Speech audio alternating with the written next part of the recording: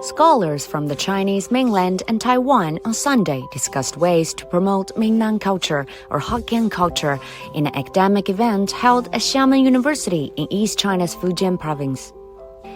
This was the fifth event of the Cross-Strait Scholars face-to-face program co-hosted by Xiamen University and the Academy of Chinese Culture. Mingnan literally means Southern Fujian province. Many ancient cultural heritages in this region are shared by people across the Taiwan Strait.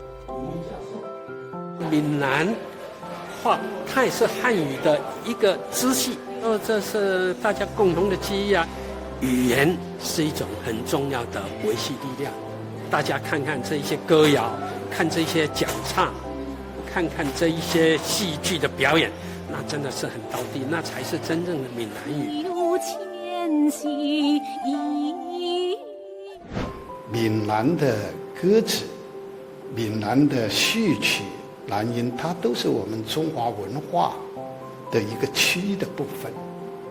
推动我们两岸的这一方面的交流，我觉得是非常非常必要的。从方言，然后到方言的歌词，到方言的南音，这些都是维系两岸亲情乡情一个非常不可割断的纽带。